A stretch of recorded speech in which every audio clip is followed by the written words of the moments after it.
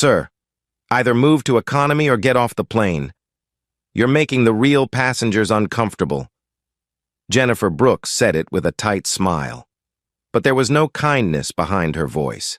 She stood tall, arms crossed, staring down at James Carter in seat 1A like he was an intruder. A man in a gray t-shirt and jeans didn't fit her idea of a VIP. James met her eyes calmly, but around him, judgment crackled in the air. Passengers stared, phones came out, and when the cuffs clicked around his wrists, no one stood up, no one asked questions. But within 24 hours, that moment, those 12 words, would ignite a corporate wildfire. The airline would fall, and a billionaire in sneakers would rise to change the future of flight. Before we go any further, where are you watching from today? If this story hits close to home, don't forget to subscribe. There's more where this came from. And more importantly, have you ever faced something like this? Drop your story in the comments below. We'd love to hear from you. Jennifer didn't stop there. "Your outfit alone is a violation of protocol," she added, her voice ringing across the first-class cabin like she was reading from a script written in entitlement. "We maintain a premium experience for premium passengers." Her tone made it clear. James, a black man dressed simply, didn't belong in her vision of luxury. She gestured toward his jeans with a dismissive flick. "Sir, economy is back there. This section is reserved for guests who meet our standards." James didn't flinch. He didn't raise his voice or shift in his seat. He looked her in the eye and said, "I have a confirmed seat. You're out of line." His voice was even, but every word carried a quiet thunder. In seat 1C, Sarah Davis, his executive assistant, was already tapping the screen of her phone, hitting record. She knew what this was. Not a misunderstanding, not an error, but a moment that mirrored 1,000 others. In boardrooms, offices, hotel lobbies, where appearance outweighed substance and perception wielded more power than truth. Just behind them, in seat 2A, Michael Turner, COO of Brightstar Capital, had already opened a secure email draft. His pulse quickened, not from surprise, but from the weight of watching something old and ugly unfold again. From the galley. Robert Hayes arrived like backup. Broad shoulders, stiff jaw, voice inflated with self-importance. "You need to vacate that seat now, sir, or we'll have security escort you from the plane." He didn't ask for ID. He didn't look at James's boarding pass. "You're not registered as a verified first-class traveler in our system," he added. "You could be a fraud." James reached into his wallet and retrieved a sleek, Black Horizon Priority Elite card. His name gleamed across the metal surface.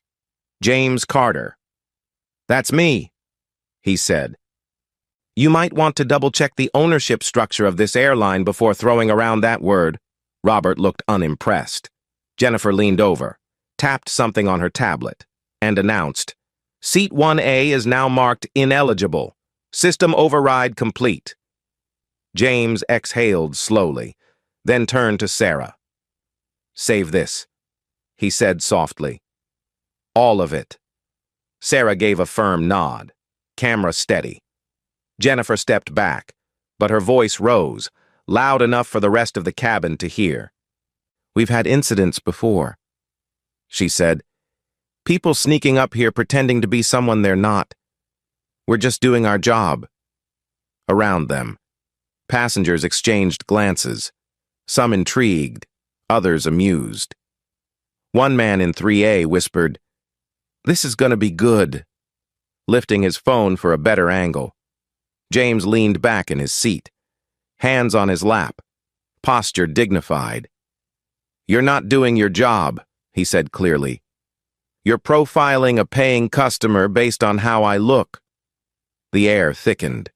Then came the heavy footsteps of Officer Laura Thompson, entering with 2 JFK airport security agents. Jennifer didn't waste a breath. "That's him," she said, pointing with no hesitation. He's being disruptive. Disruptive how? The officer asked. He refuses to leave a seat he doesn't belong in, Jennifer replied. He's interfering with our boarding process. James turned to the officer. Seat 1A was assigned to me. I bought it, and I own 40% of Horizon Air. Do you have ID? Laura asked. Driver's license, and shareholder documentation is a phone call away. He's not dressed like a VIP, Jennifer interjected. He doesn't fit the profile. Those last words, said with a calm cruelty, silenced everything. Sarah's eyes flashed. Michael finished his email and hit send. Officer Thompson hesitated. The passengers weren't laughing anymore. Still, orders were orders. She motioned for the cuffs. James stood slowly. His hands were steady. His voice didn't waver. This will be the last time anyone ever does this to me. The cuffs clicked, sharp and final. Sarah captured every moment. The way the other flight attendants averted their eyes, the flash of Jennifer's satisfaction, the silence of passengers who knew this felt wrong but said nothing. As James was led down the aisle, he turned back one final time and spoke not to Jennifer, not to Robert, but to the cabin. Don't forget what you saw here. Don't pretend this didn't happen. Then he disappeared behind the curtain, in the stillness that followed. Sarah uploaded the video to the secure Brightstar server. Michael was already on the phone with legal, and in a quiet corner of the terminal. James sat with his back to the glass, the cuffs now removed, his wrists red but his mind burning. He scrolled through memories that felt like bruises. 1995, Wall Street, in a conference room where men in suits laughed at his second-hand blazer and called him eager, like it was an insult. That humiliation had forged Brightstar Capital. He remembered their smirks, their eyes, their words. And now here he was again, 30 years later, in a billion-dollar suit of his own making, but stripped of it, in the eyes of the people on that plane, by a t-shirt and skin. Sarah sat beside him. We've got everything, she said. Her voice, his override, the whole thing. James nodded. Good, he said quietly. Let's begin. He opened his phone and typed a single sentence to Horizon's CEO. Review Brooks. 7 strikes are enough. Rebecca Foster replied less than 2 minutes later. Reviewing now. The first crack had formed. The cabin of Horizon Air Flight HA-456 trembled, not from turbulence, but from the tension brewing inside. James Carter had just been removed in handcuffs, but his presence still pulsed through every inch of the first-class cabin. Seat 1A sat empty, but eyes kept darting to it. The silence left behind wasn't peace. It was a vacuum of moral failure. Jennifer Brooks adjusted her blouse. Feigning composure as she returned to the galley, Robert Hayes leaned against the bulkhead, arms crossed, his smugness starting to curdle into worry. Passengers were getting uncomfortable, Jennifer whispered. I did what needed to be done. But Kevin Brown, a junior flight attendant, had been watching everything. You didn't just remove a man, he said under his breath. You humiliated someone who belonged there. Jennifer turned on him with a snap. Watch your tone. I'll report insubordination if I have to. Kevin said nothing, but his hands trembled as he quietly opened his work tablet and began writing a confidential memo. Forwarded straight to HR and time-stamped for later. Meanwhile, in the terminal, James sat beside Sarah and reviewed the video. The clarity was shocking, Jennifer's voice ringing out. He doesn't belong in first class, Robert's sneering comment. He's not a real VIP. David Miller, the captain himself, heard in the background chuckling. T-shirt and sneakers. Must have wandered up here by accident. James's jaw tightened as Sarah clipped the footage, uploaded it to the Brightstar cloud, and began drafting the email to legal counsel. But back on board, The drama wasn't over. As boarding continued, Jennifer stood by seat 1A, ensuring it remained empty. When one passenger asked if the flight would be delayed, she responded, "No, the issue's been handled. Some people think they can buy a ticket and skip into our highest tier. Not on my watch." The woman nodded, but the man beside her, a tech consultant from San Francisco, frowned. "That man looked familiar," he murmured. "He's not just anyone." Jennifer ignored him, but her nerves twitched.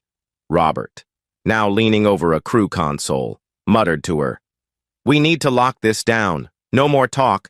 Delete anything on the system." Jennifer's eyes scanned the cabin. "Too many phones," she said. "Too late."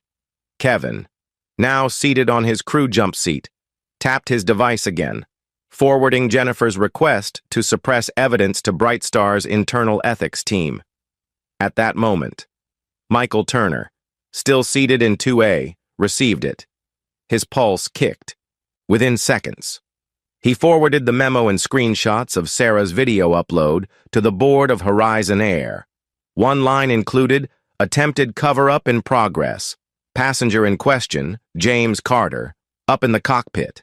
David Miller received a direct call from operations." "What's going on with the passenger removal?" asked the dispatcher. David, still smirking, replied, "Just some guy who didn't belong in first class." The dispatcher's voice changed. "That guy is James Carter. The James Carter." A long silence followed. "CEO Brightstar Capital, major shareholder." David went pale. "He didn't say that." The dispatcher was silent for a moment. Then, "Well, he did. And now the board knows." Back in the terminal, Sarah's email had landed. James opened his laptop. "They've just triggered the override on my seat from the crew tablet," he said. "It's on the log. Time-stamped. We can cross-reference it with their roster," Sarah said. "All of it will line up." James nodded. "We'll let the evidence speak first." Back on the plane, Jennifer's voice rose again, this time directed at Kevin. "Why are you sitting? We're not done." Kevin stood. "You're making a mistake. That man owns a stake in this airline." "Not our concern," Robert cut in. "He was disrupting the flow. He was sitting in his seat." Kevin replied, "You all assumed he didn't belong because of how he looked." Silence fell around them. A few passengers now turned in their seats. Someone was filming. Jennifer's eyes flared. "You're out of line." "No," Kevin said. "You are." As the flight pushed back from the gate, tension thickened.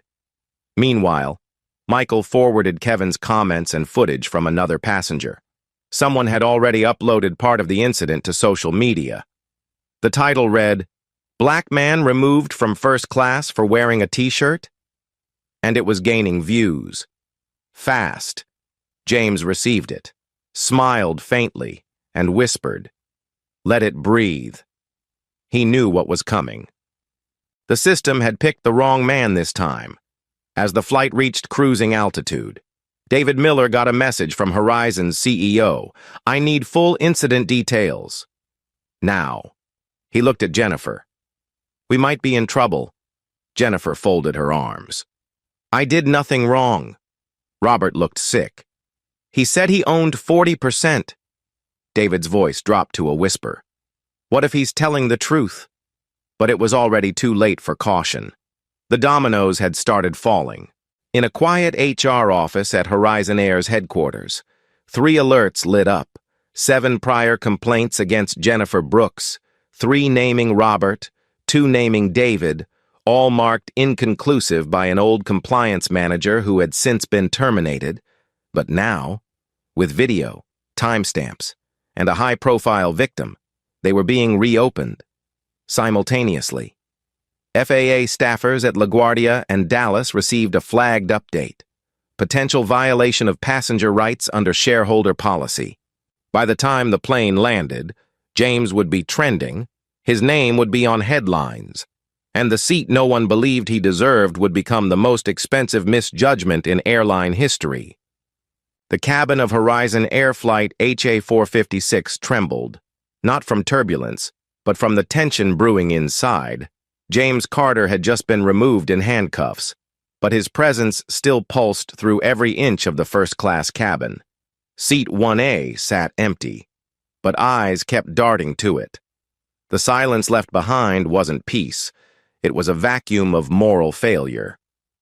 Jennifer Brooks adjusted her blouse, feigning composure as she returned to the galley. Robert Hayes leaned against the bulkhead, arms crossed, his smugness starting to curdle into worry. Passengers were getting uncomfortable, Jennifer whispered. I did what needed to be done.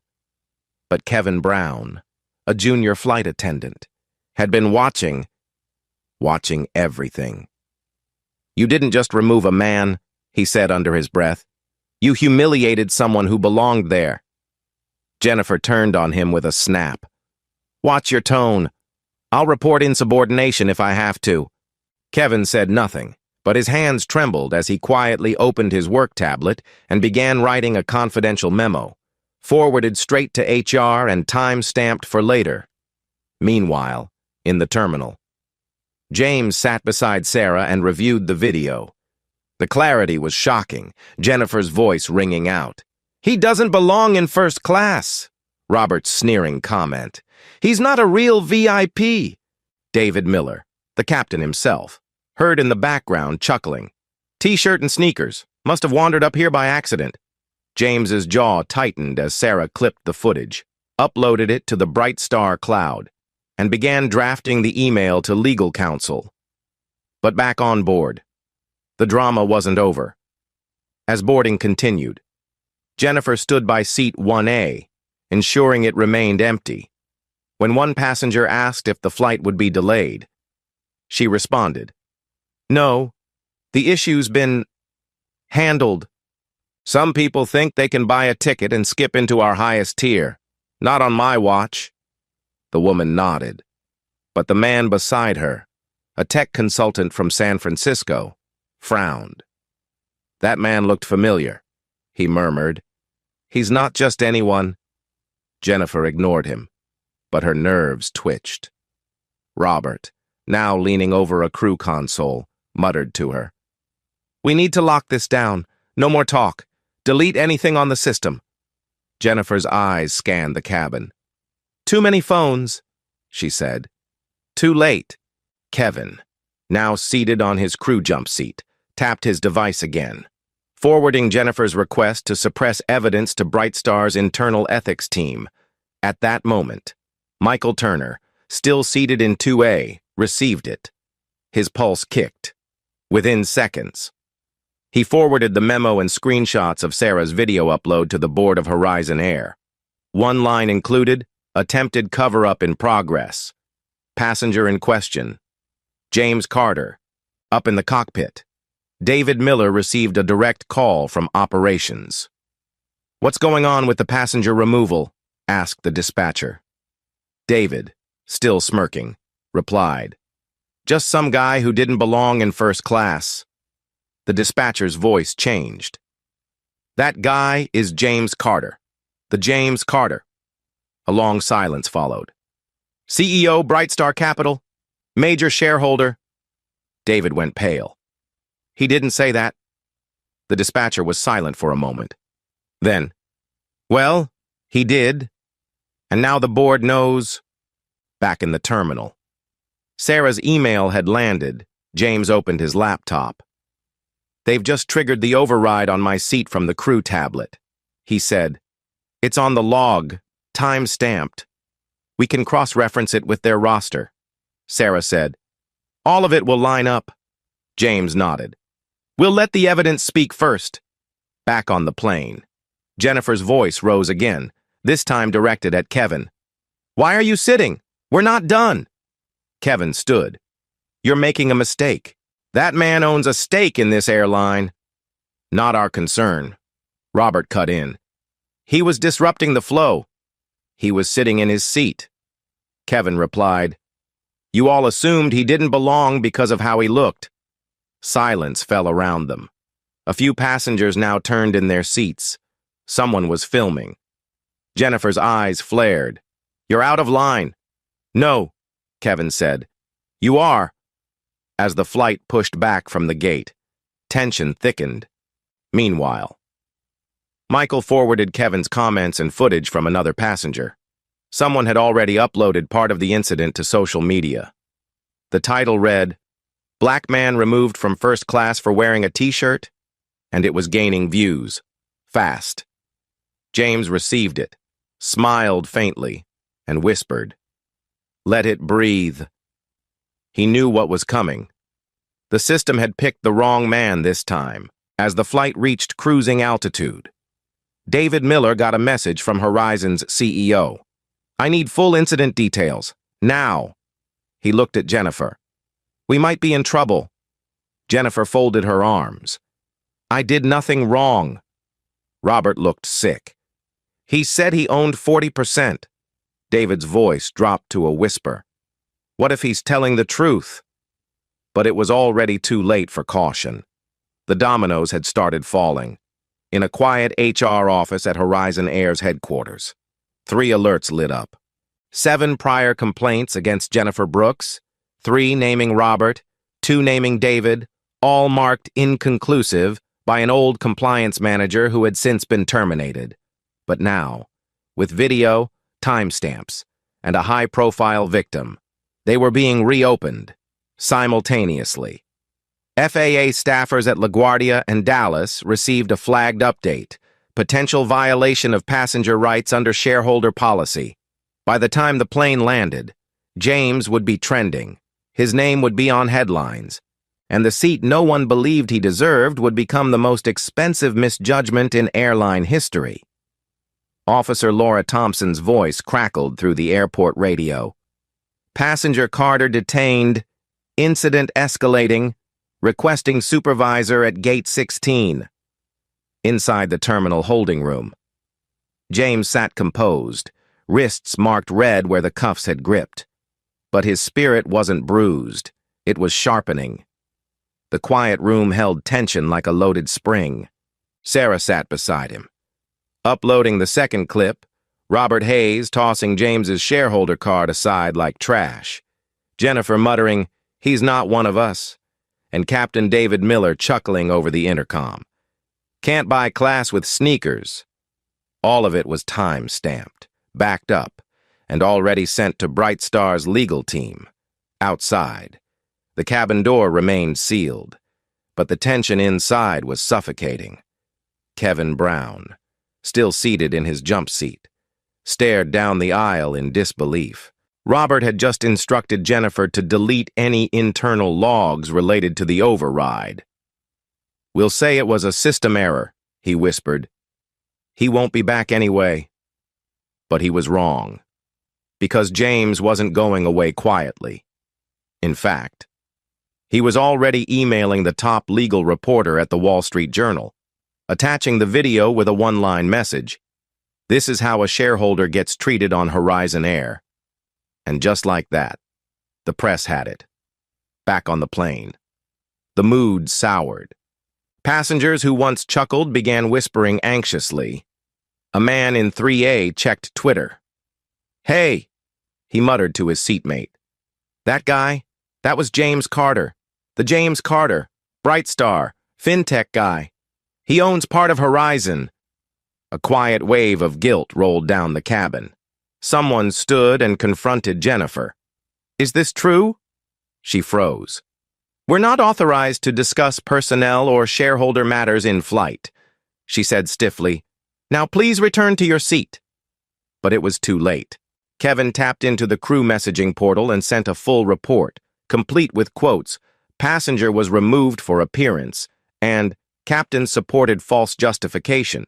He CC'd HR and the Ethics Committee, marking it urgent, discrimination protocol breach. At that same moment, Sarah received a text from Michael. "I pulled the audit logs. They've been overriding seat assignments based on appearance risk tags for over a year." James looked up slowly. "That's the algorithm they use to profile passengers?" Sarah nodded grimly. Looks like it. I'm seeing at least 12 flagged incidents, all with passengers of color. Same pattern, same override command, Jennifer at the center of it every time. James exhaled through his nose. Then we go wide. He opened his encrypted press line and attached the memo, including internal emails, override logs, and the voice recording of Jennifer saying, "He doesn't belong in this cabin." Within 5 minutes, ABC News had it. Within 10, it hit national trending. Horizon Air was in freefall, and the plane hadn't even left the ground. Up front, David Miller was reading the message from Rebecca Foster, Horizon's CEO. "If this incident is real, we're looking at full-scale crisis. Find out what's happening. Now." But David didn't have answers. He only had exposure. He turned to Robert. "We need to reach legal. That video's spreading." Robert, sweaty and pale, whispered, "Maybe we can issue a joint statement. Say he misrepresented himself?" "We're past that," Kevin said coldly, stepping into the aisle. "He told you who he was. You ignored him. You mocked him. You restrained him. And you did it all while cameras were rolling." Jennifer spun around. "He didn't look like a shareholder. That's not our fault." "Yes," Kevin said, voice tight with fury. "It is." Meanwhile, back at Bright Star HQ, Michael tapped into the financial back end. What he found made his blood run cold.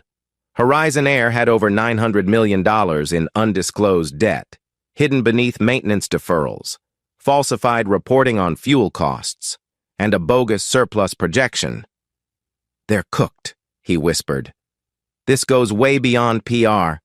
He forwarded the findings to James, who stared at the screen in silence for a moment before replying. "Prepare a report for the FAA," Sarah added. "We should copy in the Department of Transportation. This isn't just discrimination, it's fraud." James nodded. "Send everything. Time to bring sunlight." And just like that, the leverage flipped. Horizon had gone from arrogant to cornered, from powerful to exposed. As the plane finally taxied for takeoff, the news broke on CNN. Major Horizon Air shareholder removed from first class for appearance. The headline exploded across social media. Rebecca Foster received a dozen urgent calls in 5 minutes. Shareholders started demanding a board meeting. The stock dropped 14% before wheels even left the ground. By the time the flight reached cruising altitude, the scandal had a name: the 1A incident. In the cabin, passengers now whispered James's name like a confession. The woman who had filmed the removal now uploaded it with the caption, "He didn't raise his voice. He didn't resist. They just couldn't believe someone like him belonged in first class." The video gained 1.2 million views in an hour. James, still seated in the quiet terminal, took a deep breath as the notification pinged. FAA has initiated a preliminary investigation into discriminatory enforcement of boarding procedures on Horizon Air Flight HA456. He turned to Sarah. "That's the first domino. Now we push." She nodded, eyes hard. "We've got the internal override policy, 7 HR complaints, racial profiling tags, deleted seat logs, and now financial fraud. What's next?" James looked straight ahead. "We forced the board to pick, keep the rot, or burn it down and start again." The choice would come sooner than anyone expected. At Horizon Air's corporate headquarters in Dallas, the tension could be felt in the temperature of the boardroom glass. Rebecca Foster, CEO of Horizon Air, stood motionless as the monitor behind her displayed the collapsing stock ticker, HZN, plummeting in real time, down 17%, then 21, then 27. Her palms were sweating, but she didn't wipe them. She was frozen, transfixed, caught between corporate protocol and something much older, fear. Around the long glass conference table, executives murmured in disbelief. Legal had just confirmed the video was real. Not only that, it had been sent directly to the FAA, the Department of Transportation, and a list of press contacts that included CNN, ABC, and the Wall Street Journal. The footage of James Carter being handcuffed while calmly stating his 40% stake in the company was now the lead segment on every network news site. But that wasn't the worst of it. What Rebecca held in her hand. A USB drive just delivered by the Director of Internal Compliance. Contained something far more lethal than humiliation. Evidence of a deliberate override policy. Staff tagging passengers as non-standard appearance and using that to disqualify their seats. Jennifer Brooks had used the override command over 50 times in the past 6 months. In more than 80% of those cases, the passenger in question had been either Black, Latino, or dressed casually. And now, the world knew. A second screen lit up. The FAA's internal memo had leaked. Horizon Air potentially falsified safety compliance and maintenance certifications in parallel to civil rights violations. The boardroom turned to ice. Rebecca turned slowly toward her COO. "Get legal," she whispered. "Get everyone." Meanwhile, thousands of miles away. James Carter sat in a high-rise office overlooking Manhattan, no longer in the terminal but now back in command. Behind him, the skyline was just beginning to turn gold with the setting sun. "Is the report sent to the FAA?" he asked without turning his chair. Sarah, standing behind him, nodded. "Sent with attachments, video, audit trail, override data, HR complaints, and evidence of deferred maintenance falsification. Everything's time-stamped and archived." James nodded slowly, then swiveled to face her.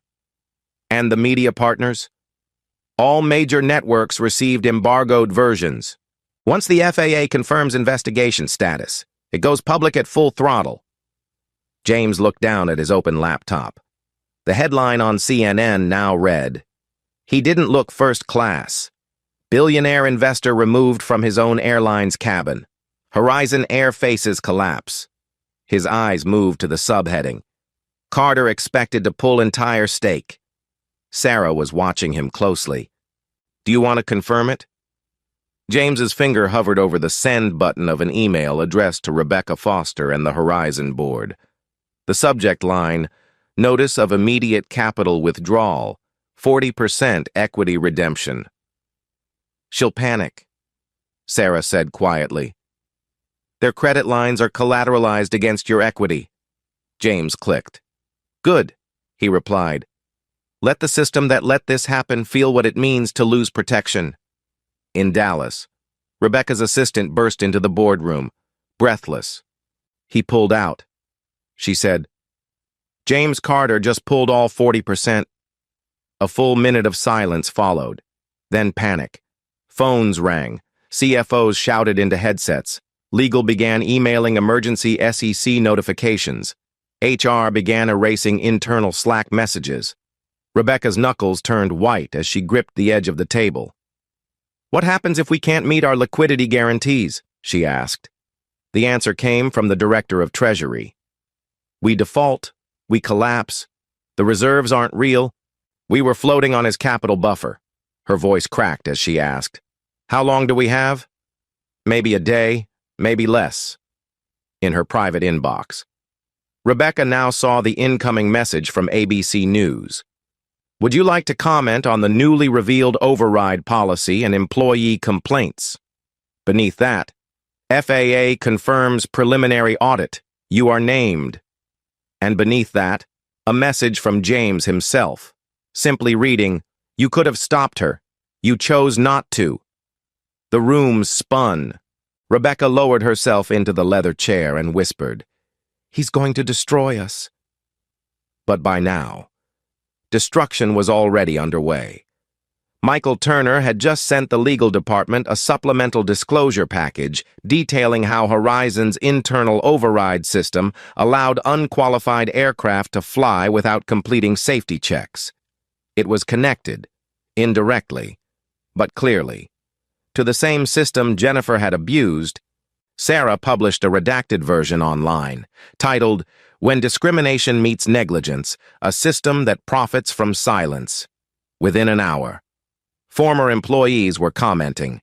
A former mechanic confirmed they were told to skip maintenance if the plane could make it just one more leg. A former flight supervisor posted screenshots of override logs buried after complaints. The house of cards was folding. James Carter watched it all unfold from his office. Calm, centered, unflinching. "Once Brightstar issues its formal statement," he told Sarah, "we'll announce the new platform." "Brightstar Airways?" she asked. He nodded. "Built from the ground up, transparent, inclusive, and safe." Sarah smiled faintly. "They'll hate you for this," James replied without looking up. "Let them."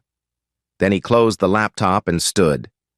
Now it's their turn to sit in silence and watch the sky fall. At JFK's packed media hall, flashbulbs flickered like lightning across a stormy skyline of microphones, notepads, and cold stares. Reporters packed the front rows, murmuring over headlines still hot from the wire. Carter pulls 40%, Horizon faces collapse. At the podium stood a man in sneakers and a plain gray t-shirt. James Carter, unmoved, unbent, and impossibly calm. Behind him stood Sarah Davis and Michael Turner, flanking him like stone guardians. He didn't glance at the crowd. He simply raised a single sheet of paper and began.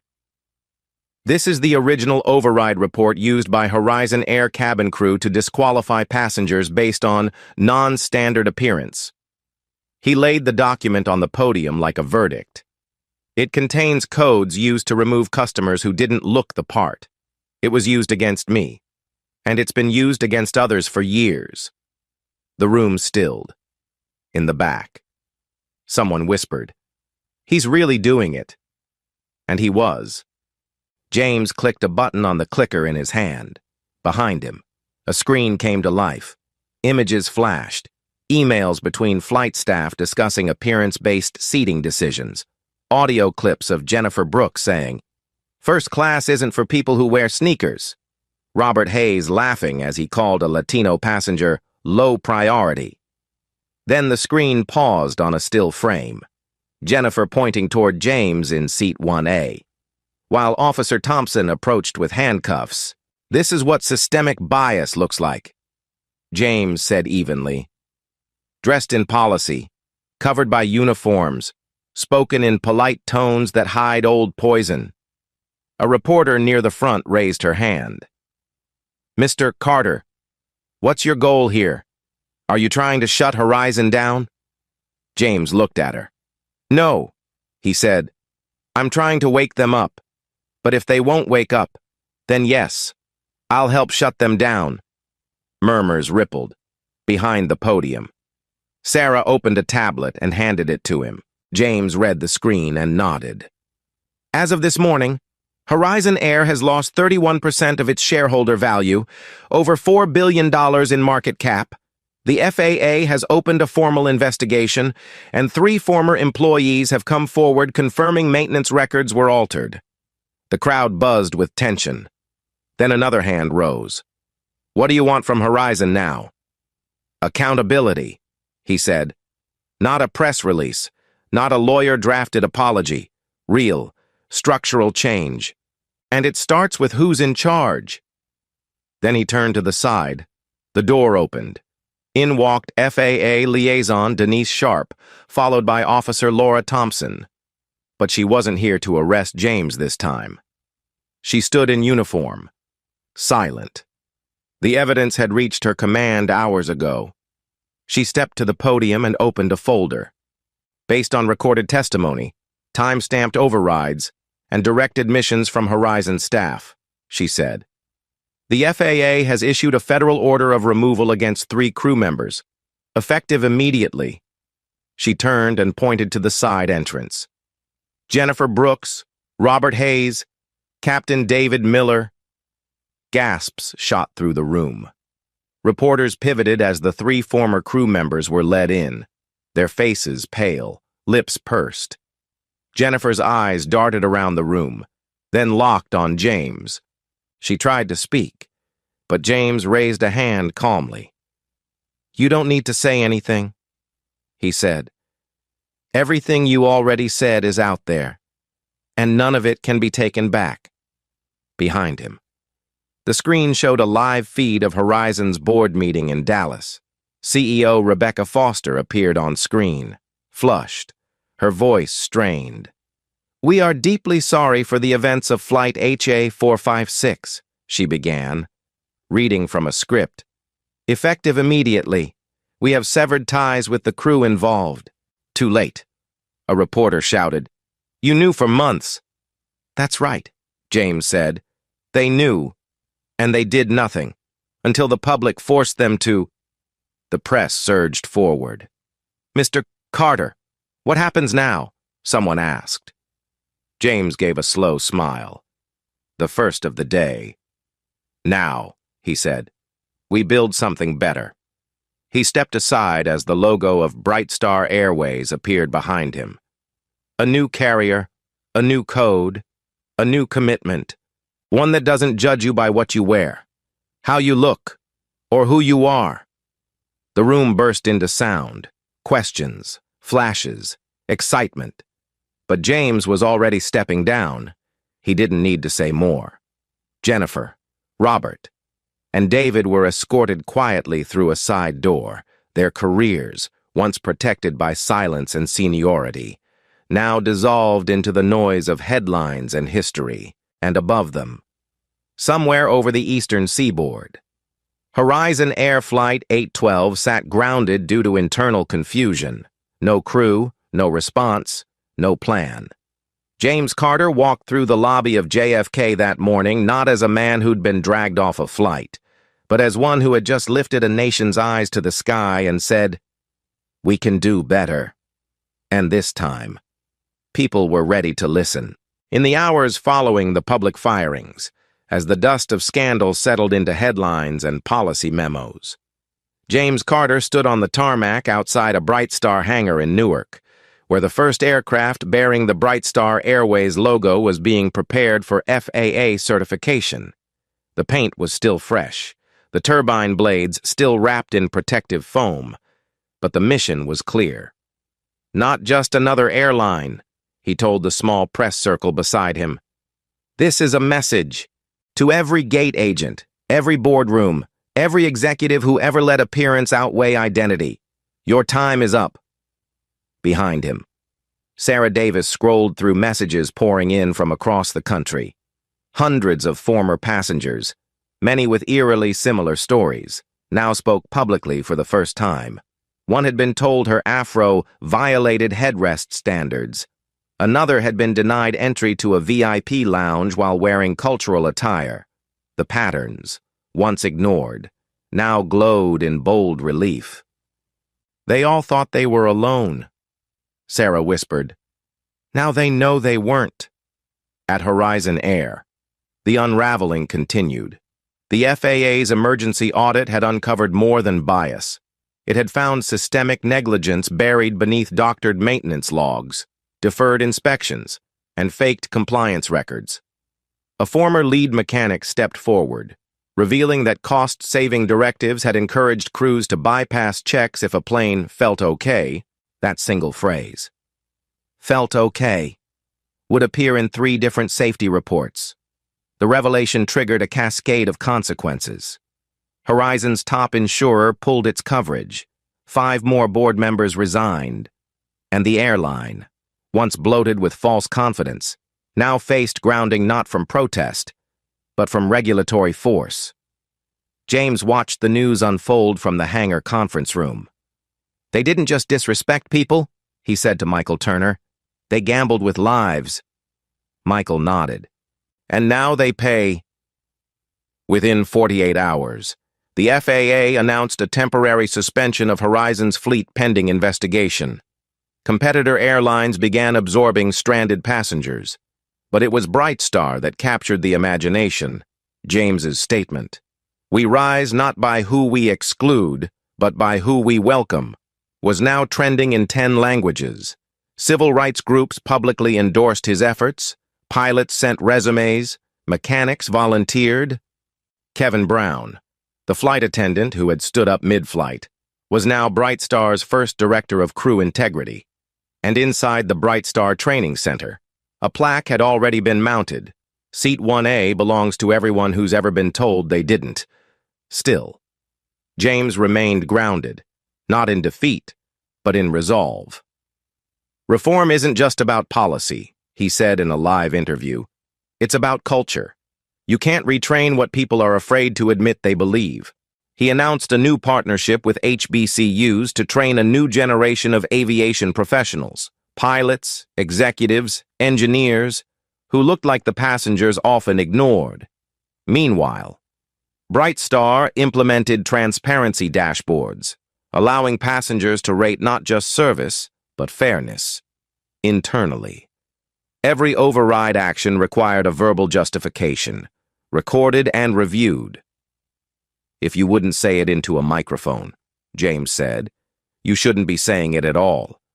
Back at Horizon's crumbling HQ, Rebecca Foster tried to delay the inevitable, but the FAA had spoken, lawsuits followed, shareholders revolted, and across terminals nationwide, airport displays began flashing a single message in yellow: all Horizon flights canceled. The empire had fallen, but the skies had never looked more open. In the weeks that followed Horizon Air's collapse, the industry staggered through a reckoning it could no longer defer. Headlines no longer asked if discrimination was embedded in air travel. They asked how deep. Congressional hearings convened. Airlines issued rushed statements and updated training protocols. But the public had already moved their loyalty, not just in principle, but in purchase. Bright Star Airways, barely 2 weeks old, had tripled its pre-launch forecasts. It wasn't just a brand. It was a symbol. At its center stood James Carter, no longer just a CEO or investor, but a living challenge to a system that had once cuffed him for daring to sit in the seat he bought. And now, as he stepped into a small auditorium at Howard University to speak before a group of black aviation students, he did so in the same gray t-shirt he had worn that night, unstained, unbent, a quiet reminder. They thought the seat defined the man, he told the students. But what they forgot is that the man defines the system. His words weren't dramatic.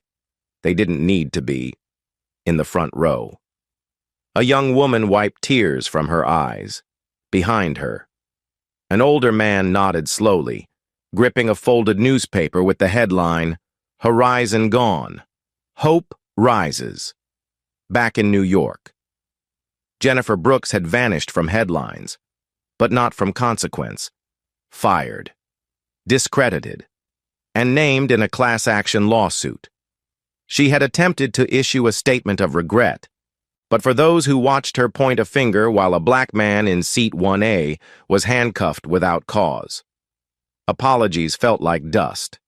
Robert Hayes and David Miller faced similar fates. Careers ended, reputations unraveled. Horizon's former CEO, Rebecca Foster, had tendered her resignation after being summoned to testify under oath. But none of their falls were celebrated. Not by James, not by Bright Star. Justice isn't revenge, he had said in an early press briefing. It's restoration. What we build matters more than what we tear down. And what he built was real. Pilots of color who once hid their names on rosters now walked tall through terminals. Flight attendants who once feared speaking out now wore uniforms bearing a Bright Star crest woven with the phrase, "Everyone belongs here." And for the first time in U.S. aviation history, a domestic airline offered passengers the option to flag and report service bias, live, in real time, with direct executive review. The change was cultural, it was generational, and it would not be undone. One evening, Sarah Davis asked him quietly, "Do you feel like we won?" James sat still for a long moment. Then he replied, "I don't think this was a win. I think it was a beginning." He stood, walked to the window of his office overlooking the runway, and watched as the first Bright Star flight lifted into the sky. The plane's nose rose slowly, confidently, into the gold-lit dusk, an image he would remember not as victory, but as promise. Because justice, real justice, doesn't land in one flight. It takes off again and again. And this time, it wasn't just for him. It was for everyone who had ever been told they didn't look the part. Everyone who'd been stared at, talked down to, waved aside, or walked past. This legacy wasn't about building an airline. It was about building room, where before there had only been walls. Have you ever been judged by what you wore, how you looked, or where they thought you didn't belong? If this story moved you, don't stay silent. Share your story in the comments and let your voice be part of the change. And if you believe in justice, dignity, and equal seats for all, subscribe and help us keep telling the stories that matter.